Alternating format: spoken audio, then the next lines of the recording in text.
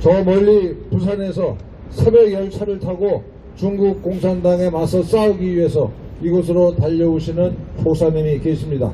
2년이 넘게 하루도 안 빠지고 이 일을 하고 계십니다. 부산, 울산, 경남 지역의 공자학원 실체 알리기 운동본부 대표이신 강석정 목사님께 다음 발언을 부탁드리겠습니다. 예, 여러분 안녕하십니까? 서울시민 여러분, 그리고 대한민국 국민 여러분, 오늘 이 자리에 나와 계신 우리 애국 동지 여러분, 반갑습니다.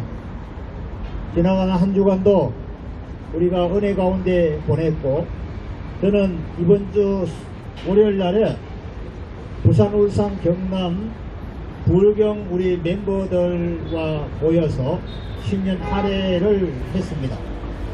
거기 모여서 많은 분들 의견도 조율을 했고, 보다 줄기차게 부산, 울산, 경남, 경북, 대구까지 있는 공자학원에 관해서 줄기차게 항의 시위를 하는 걸로 우리가 의견을 집중을 했습니다.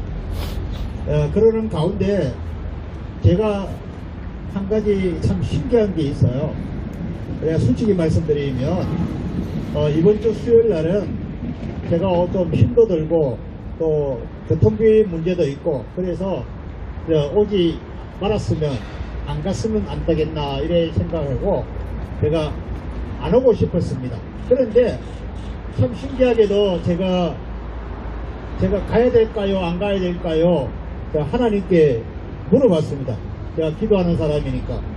그러니까 하나님 하신 말씀이 야 나도 간다.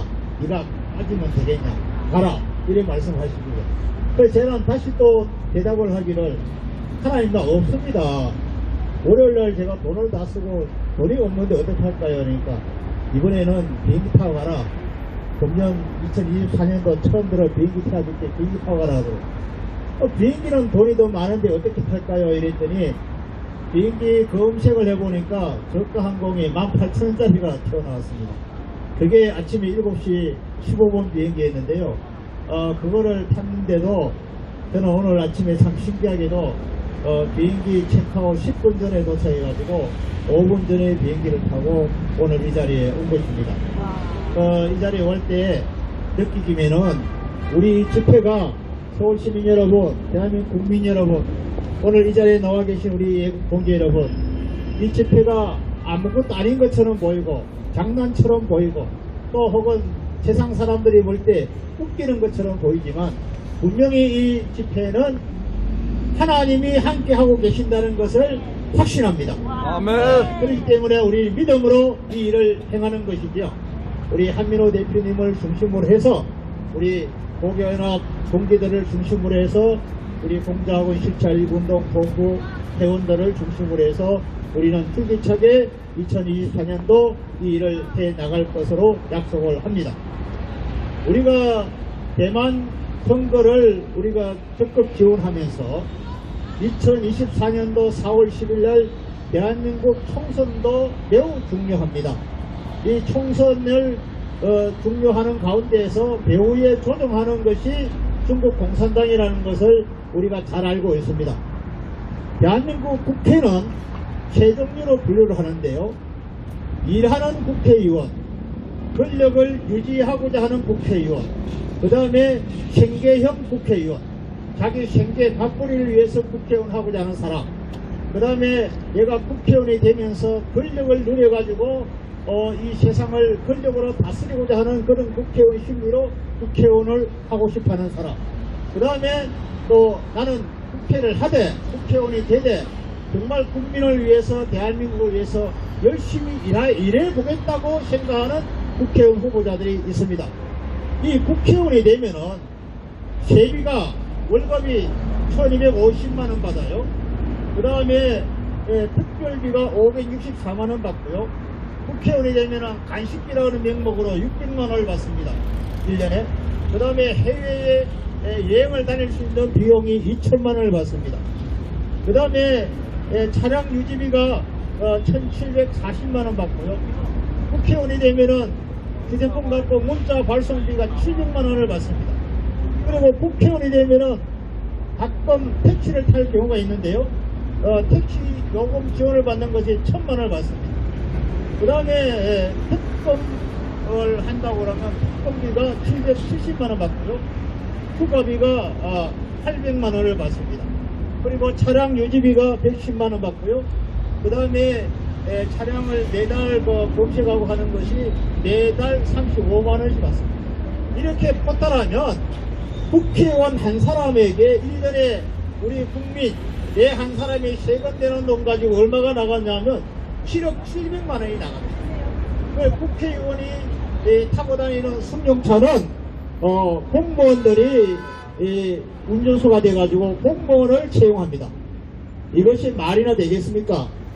이런 것을 우리가 국회의원 특권을 폐지를 해야 됩니다. 그리고 어떤 경우에는 이번에 참신한 일꾼을 뽑을 때 우리 국민 여러분, 서울 시민 여러분 정신적 똑바로 차려가지고 정말 대한민국 국민을 위하고 주민을 위해서 특권을 폐지하고 자기는 정말 일하는 국회의원으로 나서겠다는 사람을 뽑아주시기를 바랍니다. 민주당은요, 더불어민주당은 46%가 전과자들입니다. 이 46%가 전과자들인데, 자, 이 전과자들을 보면은 살인범, 그 다음에 성폭행범, 그 다음에 사기전과범, 이런 사람들이 완전히 종합 선물 세트로 모이고 있습니다. 이런 사람들을 국회로 뽑아서 되겠습니까? 그러니까 이런 사람들을 잡아들이는 것을 누가 합니까? 검찰이 합니다. 자, 더불어민주당 사람들 좀 한번 들어보세요.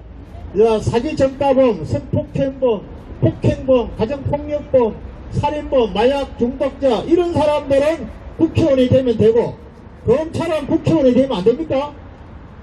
사기전과범이나 또 폭행범이나 성폭행범이나 여러가지 범죄자들을 잡아들이는 것이 검찰입니다.